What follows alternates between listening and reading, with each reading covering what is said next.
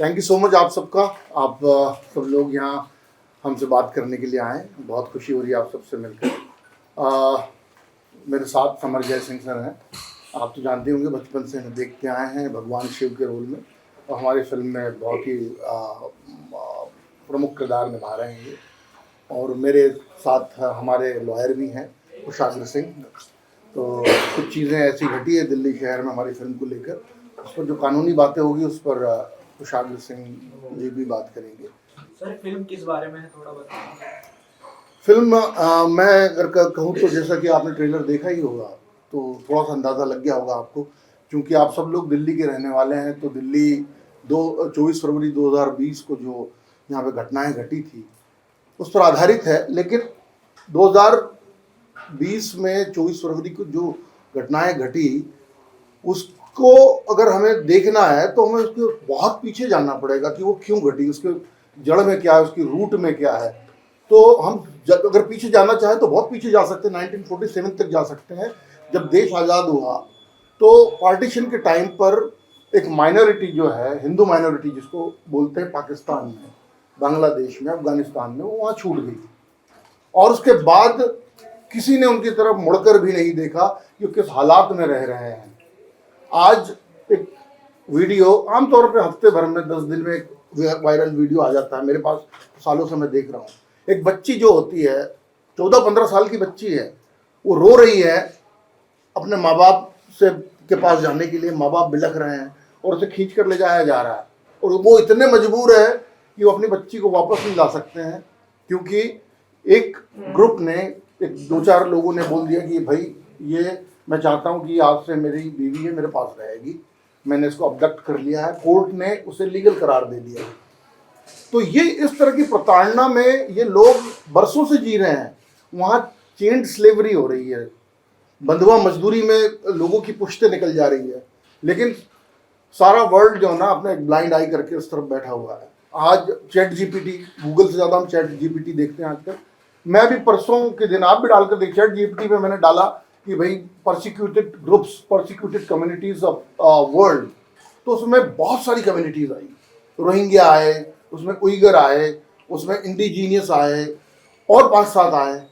अभी कितने सारी मुहिम चल रही, save tiger, save Panda, save underground orchid. Why not save Hindu minority इन पाकिस्तान। एक कानून आया, उसके लिए इतना बवाल मचा दिया। अगर कुछ चंद लोग यहाँ आ जाते और उनके जीवन में सुधार आ जाता। मजनू का टीला पास में ही है, कैसी हालत में रह रहे हैं वो लोग, कोई उनकी तरफ देखने को तैयार नहीं है। हम उनकी बात करेंगे इस फिल्म में। और उस कानून को रोकने के लिए इतना बड़ा प्रोटेस्ट किया, शाहीन बाग हुआ, इतनी सारी कॉन्स्पिरेसीज हुई, और उसका परिणाम ये हुआ कि दिल्ली को जला दिया गया दंगों में। नालों से लाशें निकलती रही, बेकरी जल गई तो हड्डियां जली हुई मिली, और 53 लाइव्स 53 लोगों की जानें गई उसमें। और वो किस धर्म के थे वो मायने नहीं रखता, 53 लोग मरे हैं इसमें, वो बड़ी बहुमूल्य जाने थी, इंसानियत भरी है। तो उस चीज़ का जो आहत करता है कलाकार को, एक फिल्म मेकर को, वो चीज़ जो आहत करती है वो मजबूर करती है इस तरह की फिल्म बनाने के लिए। और इसके टेक्निकल पॉइंट पे मैं बाद में आऊँगा। ये भारत की पहली 1 शॉट फिल्म है, फुल लेंथ फीचर फिल्म, जो कि अभी तक भारत में किसी ने नहीं बनाई, और वो क्यों बनाई उस पर भी बात करेंगे हम लोग। और एक प्रश्न आता है यहाँ पर कि आजकल देखा जा रहा है कश्मीर फाइल्स बन रही है, केरला स्टोरी, तो वो अच्छा बिजनेस कर रही है इस तरह के जो सब्जेक्ट है। क्या ये मोटिव रहा है आपका, या कुछ और दिखाने की कोशिश करी गई है आपने? बिजनेस अच्छा क्यों नहीं करना चाहिए, मुझे एक बात बताइए। अगर कभी ऐसी चीज़ आ रही है, इसका पर्पस देखिए। मैं बता रहा हूँ कि कश्मीर फाइल्स और केरला स्टोरी ने बहुत अच्छा बिजनेस किया, लेकिन 8-10 और फिल्में भी आई है इसी तरह से, आपने उनका नाम नहीं लिया होगा, उन्होंने अच्छा बिजनेस नहीं किया। तो देखिए, आपका, मैं एक चीज़ बोलता हूँ, आपका इंटेंट और आपका कंटेंट दोनों ही साफ होना चाहिए। यानी आपकी नीयत और आपका जो आप पेश कर रहे हैं, जो आप फिल्म जो दे रहे हैं, वो दोनों ही अच्छी होनी चाहिए। आप कोई प्रोपोगेंडा अगर पेश कर रहे हैं ना, तो पब्लिक बहुत समझदार है, उसे मूर्ख ना समझे, उसे एंटरटेन भी होना है। उसे वो 2 घंटा 10-20 मिनट जो बैठती है ना, उस दौरान उसके दिल में विचार भी आने चाहिए, उस सोचने पर मजबूर भी होना चाहिए, कभी उसे गुदगुदाना भी चाहिए, कभी उससे उसके थ्रिल भी होना चाहिए, कभी उसे हंसना भी चाहिए, और एक अलग तरह का एंटरटेनमेंट भी मिलना चाहिए उसे, तब जाकर एक फिल्म सक्सेसफुल होती है। सर ये जो फिल्म आपने बनाई है 2020 के दंगों पर, और ये जो जितना भी प्रभावित क्षेत्र है उत्तर पूर्वी दिल्ली का, मैं भी वहीं से आता हूँ, उत्तर पूर्वी दिल्ली के क्षेत्र से, मौजपुर से, जहाँ ये दंगा हुआ था। तो जब ये फिल्म बना रहे थे आप, वहाँ पे शूटिंग कहाँ की है, वहीं की है या कहीं और की है? आपने ट्रेलर देखा? हाँ ट्रेलर देखा। आपको कहाँ की लग रही है? इधर का। आपको कहाँ की लग रही है? तो मैं आपसे पूछना चाहता हूँ, मैं वहाँ पहले पे आपको क्या क्या कठिनाइयों का सामना करना पड़ा यदि आपने उधर के? नहीं, मैं आऊँगा उस पर। मैं इसलिए मैं थोड़ी सी आपसे तारीफ चाहूंगा उस पर कि आपको लग रही है कि वही बिल्कुल बिल्कुल वही मैं पूछना चाह रहा हूँ, वहाँ पे क्या तकलीफें आई या कुछ आपको समस्याओं का सामना करना पड़ा? ये फिल्म मैं बता दूं कि ये वन शॉट फिल्म है। पहले तो मैं आपके सवाल पे आ रहा हूँ, तो ये फिल्म की टेक्निक जो है, मैं उस पर थोड़ा सा बात कर लूँ।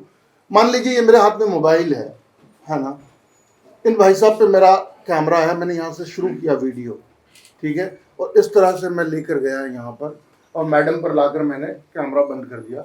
ये 3 सेकंड का वीडियो है। इस 3 सेकंड का वीडियो में कहीं पर भी एक भी कट नहीं था, नहीं है मतलब, और मैं इस 3 सेकंड के वीडियो को एक फिल्म मान लूँ, ये फिल्म है। अब हम एक काम करते हैं, इस 3 सेकंड के वीडियो को 2 घंटा 10 मिनट की 2 घंटा 10 मिनट की फिल्म को भी इसी तरह से बनाते हैं कि कोई कट नहीं है इसमें। है मुश्किल काम, ये काम हमने किया है।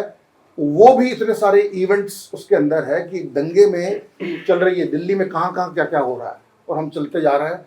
उसमें सारी घटनाएं जो आप देख रहे हैं ट्रेलर में, वो दिखते जा रहे हैं आपको कहीं कट नहीं मिलेगा उसमें।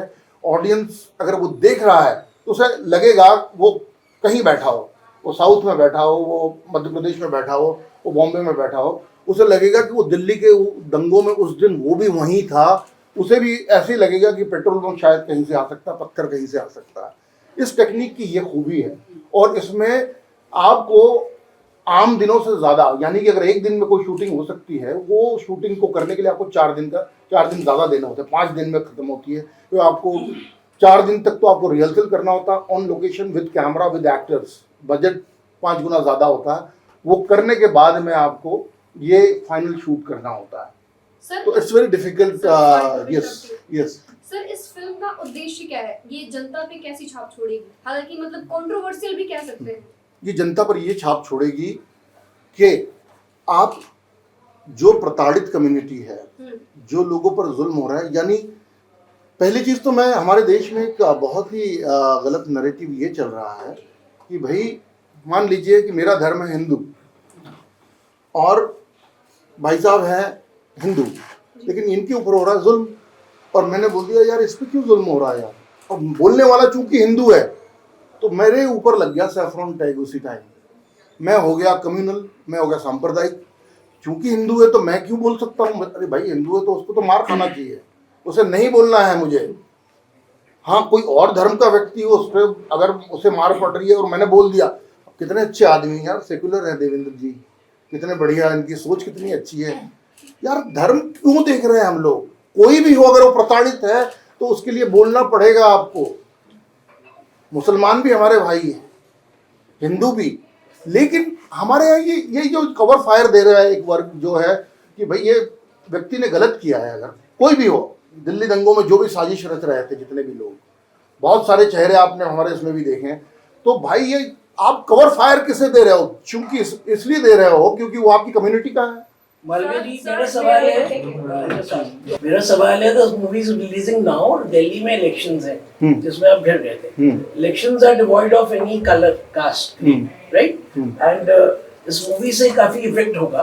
सो इस इलेक्शन कमीशन, आपके साथ वकील साहब आए हैं, तो इलेक्शन कमीशन में जैसे अभिषेक मनु सिंघवी जी ने कुछ करा है, तो कुछ होगा क्या कि मूवी को स्टॉप कर दी? नहीं, अभी तक तो हमें कोई नोटिस नहीं मिला है, तो इलेक्शन कमीशन को कुछ दिक्कत हुई नहीं होगी उससे मेरे ख्याल से।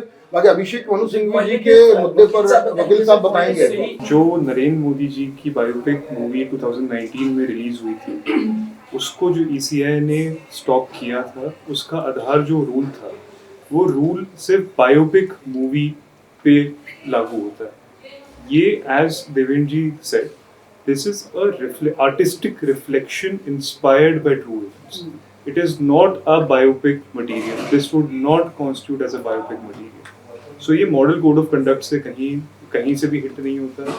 And ECI ने because ये hit नहीं होता है तो कोई notice नहीं. मैं बता रहा हूँ कि एक व्यक्ति को बीमारी है ना, मान लीजिए हमारे समाज में एक बीमारी है, एक व्यक्ति को बीमारी है, कैंसर है मान लीजिए, अब उसका इलाज करवाना है, अब डॉक्टर साहब के पास जाकर बोल रहे हैं कि क्या हुआ, बोले सब कुछ नहीं हुआ, बस तकलीफ हो रही है।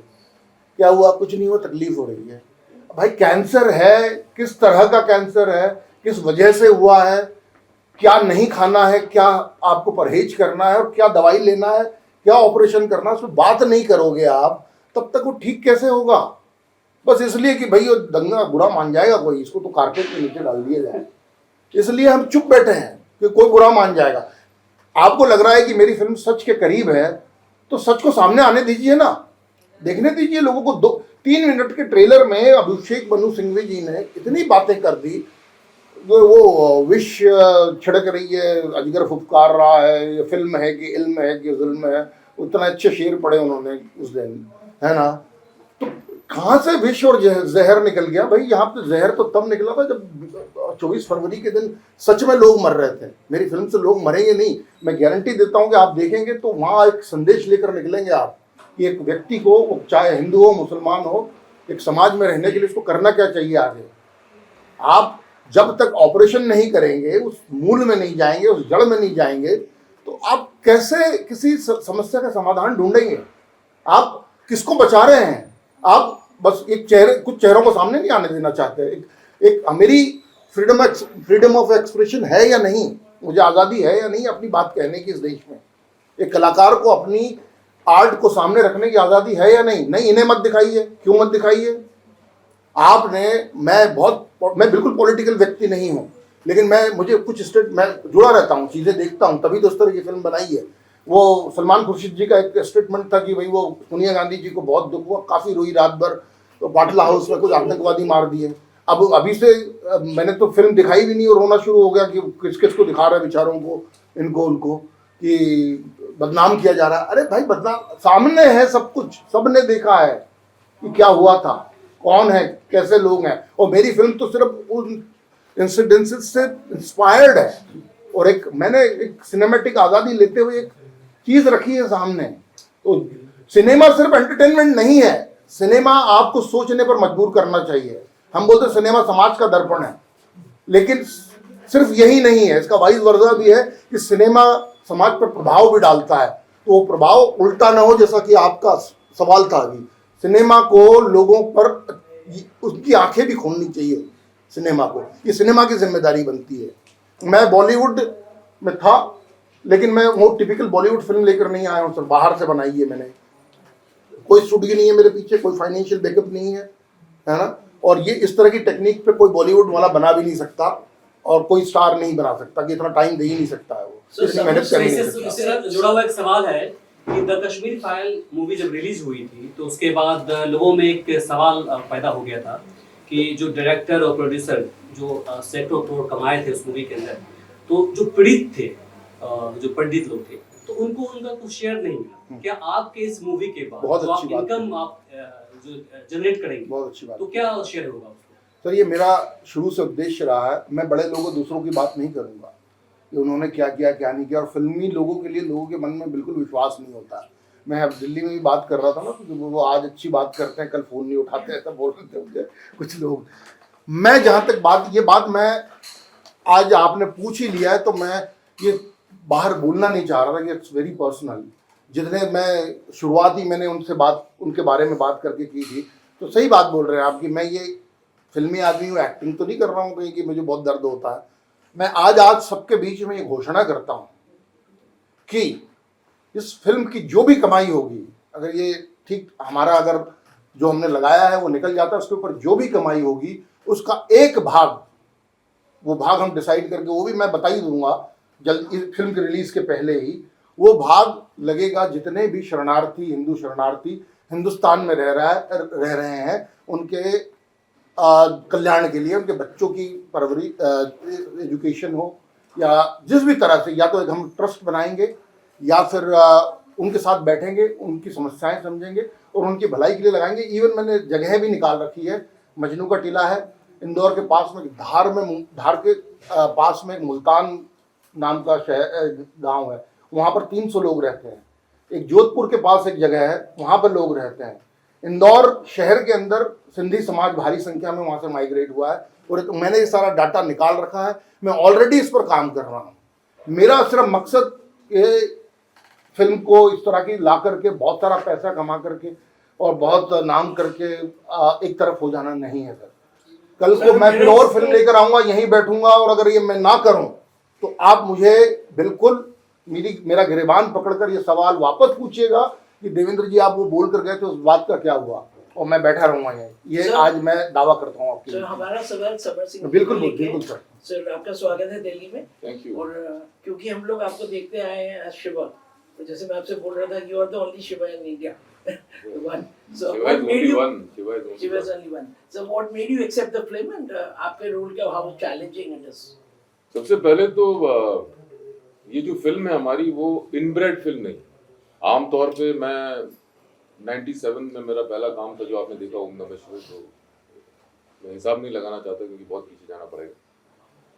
लेकिन तब से आज तक मैं देख रहा हूँ कि अक्सर ज्यादातर फिल्में हमारे इंडस्ट्री में इनब्रेड बनती, मतलब कोई एक फिल्म बनी है जो चली है, उसकी छवि किसी अगली फिल्म में आएगी, फिर वो अगर चल जाती है तो उसकी छवि किसी तीसरी फिल्म में आएगी। तो आप समझ में आ रहा है क्या कह रहा हूँ? बिकॉज वी आर उस दायरे के बाहर नहीं निकल रहे। तो सबसे पहली चीज जो इस फिल्म में थी, इसका जो कंटेंट था, इसकी जो स्क्रिप्ट थी, वो पढ़ने के बाद मुझे लगा कि ये एक इनब्रेड फिल्म नहीं है, एक नई सोच है ना, एक नई सोच है कि वो हिंदू उत्पीड़ित माइनॉरिटीज जो पाकिस्तान, अफगानिस्तान, बांग्लादेश में हैं, उनके लिए एक संवेदनशील भाव पैदा किया है लिखने वाले। दूसरा जो मुझे लगा ये कि इस फिल्म में जो मैंने पूरी स्क्रिप्ट पढ़ी, मुझे ये बहुत क्लियर लगा कि दोनों कौमों के बीच में, हिंदू और मुस्लिम के बीच में जिस तरह का डायलॉग हुआ है, बातचीत भी इस फिल्म के दौरान, वो पहले कभी नहीं सुनी। हमें हमारे डीएनए में ये ठूंस दिया गया है 70-75 सालों से कि हम एक दूसरे को किसी तरह की उनके मन को ठेस न पहुंचाएं। जो हो रहा है उसको होने दें, कुछ अप्रिय होता है तो उसे कारपेट के नीचे धकेल लें, ये हमारे अंदर कह दिया गया। अगर हम उस पर आवाज उठाएंगे तो हम सांप्रदायिक कहलाएंगे, है ना, हम कम्युनल कहलाएंगे। अगर मैं किसी बाहर के देश के हिंदू के हित की बात करूंगा तो मैं कम्युनल हो जाऊंगा। ये हमारी मानसिकता में ठूसा गया, ये फैक्ट है। मैंने भी बचपन में जब मेरी कंडीशनिंग हुई स्कूल कॉलेज में, मुझे ऐसा लगता था कि अगर मैं जो चीज़ मुझे ठीक नहीं लगती दूसरी कौम की, अगर उसके बारे में मैं कुछ कहूँगा तो मैं कम्युनल हो जाऊंगा। लेकिन इस फिल्म में हमारे जो दो, मैं इसमें मुख्य किरदार नहीं निभा रहा हूँ, बहुत सारे किरदार है, मैं वन ऑफ दोज कैरेक्टर्स। तो हमारे जो दो इम्पोर्टेंट कैरेक्टर्स हैं जिनके बीच में बहस चल रही, बड़ी खुल के, बड़ी ऐसी बातें हुई जो आज तक मैंने किसी कंटेंट में, किसी कहानी में, मंटो साहब की कहानी में भी नहीं देखी। मंटो साहब बहुत पढ़ा है, लेकिन एक नया विचार, एक नई सोच, दूसरी सोच, मतलब एक तो वो जो हिंदू उत्पीड़ित हैं, दूसरी ये जहाँ जो मन मुटाव है। हमारे परिवार में भी जब अनबन होती है, कोई मुद्दा उठता है, अगर मुद्दा उठेगा तो दो पक्ष होंगे तो बहस होनी चाहिए, बहस होगी तो निवारण होगा तो हमारा समाज सुलझेगा, वो इसमें है। और तीसरा मुझे बहुत इंपॉर्टेंट एलिमेंट इसमें ये लगा कि इसके जो नैरेटिव थ्रेड्स हैं, इसमें अलग अलग घटनाक्रम है। और जैसा कि अभी हमने उस पहलू पे बात करना बाकी कि वन सिंगल शॉट फिल्म है, और सिंगल शॉट फिल्म मैंने बर्डमैन देखी, मैंने 1917 देखी, लेकिन उसमें जो नैरेटिव थ्रेड है वो सिंगल चल रहा है, एक ही स्पेस धीरे धीरे चेंज हो रही है। लेकिन यहाँ पे अलग अलग घटनाक्रम है। कहीं हमारे ट्रम्प साहब दिल्ली पहुंचने वाले हैं, दंगे भड़के हुए हैं बहुत भयानक तरीके से। एक हमारा एलिमेंट है जो पाकिस्तान से हिंदू एक आके यहाँ छुप के बस चुका है। एक है हमारे दो लड़के जो किसी काम से निकले थे सुबह, लेकिन दंगे भड़क गए, कहीं एक जगह वो ट्रैप हो गई। मैं ये बता रहा हूँ कि ये नैरेटिव, इस तरह का नैरेटिव, इस तरह के फॉर्मेट में मैं ज्यादा इतना तो चलेगा। मैंने इनको जिज्ञासा जागेगी इनके, मैं आपको जिज्ञासी करना चाहता हूँ कि ये जो अलग अलग नैरेटिव थ्रेड्स हैं उनको एक स्पेस में लाना, क्योंकि सिंगल शॉर्ट फिल्म है तो स्टार्ट टू फिनिश कैमरा चल रहा है। आप देखिए कितना एक्साइटमेंट है फिल्म के लिए, सब बह गए। एक उनको एक ही स्पेस में लाना है बहुत ट्रिकी काम था। जब मैंने स्क्रिप्ट पढ़ी तो मुझे वो स्पेस में आता हुआ दिखाई दिया, तो ये 3 पहलू थे जिसकी वजह से मैंने डिसाइड किया कि मुझे ये फिल्म करनी चाहिए। और last but not the least, एक मैं इंदौर से बिलोंग करता हूँ, देवेंद्र भाई भी इंदौर के हैं, और मुझे ये अच्छा लगा कि इन्होंने उस बॉलीवुड नहीं कहना चाहता हूँ मैं, मुंबई फिल्म इंडस्ट्री कहता हूँ, उसके दायरे से बाहर निकल के सोचा। अगर वहां रहते तो ना ये फिल्म वो बना पाते, क्योंकि इनको लोग डिस्करेज करते, है ना। एक मैंने बहुत अच्छा एक कथन आज सुबह मैंने पढ़ा था, तो मैंने आप लोगों के लिए बचा के रखा। उदय प्रकाश जी का कथन है, आदमी मरने के बाद कुछ नहीं सोचता, आदमी मरने के बाद कुछ नहीं सोचता, आदमी मरने के बाद कुछ नहीं बोलता, जो कुछ नहीं सोचने कुछ नहीं बोलने पर आदमी मर जाता है। तो नया सोचा है, नया बोला है, बस इतने कहना चाहूंगा। पेपर बनी गई है, तो आपको ये नहीं लगा जब आप इसको बनाएंगे तो जनता इसका विरोध कर सकती है, इस पर कोई रोक लग सकती है? हाँ बिल्कुल लगा था, लेकिन इस डर से हम सच बोलना तो छोड़ नहीं सकते ना, किसी न किसी को तो सामने आना पड़ेगा। बॉलीवुड में पॉलिटिकल करेक्ट होकर फिल्में बनाते हैं लोग। मैं सर ने जैसा बोला कि अगर मैं वो स्क्रिप्ट लेके जाता तो उसमें 36 लोग आते और अपना व्यू डालते प्रोडक्शन हाउस के, उसको पता नहीं क्या बना देते। इसलिए मैंने बाहर आकर इतनी बड़ी रिस्क ली, क्योंकि फिल्म सिर्फ एंटरटेनमेंट का माध्यम नहीं है, वो कुछ बोलना चाहिए उस फिल्म ने, उसने आपके साथ वो फिल्म घर तक जानी चाहिए वापस। तो ये मुझे बोलना ही था। इसके लिए अब क्या है कि जब आपको कुछ करना ही है जीवन में, तो फिर परिणाम की क्या चिंता करना, निकल चलना।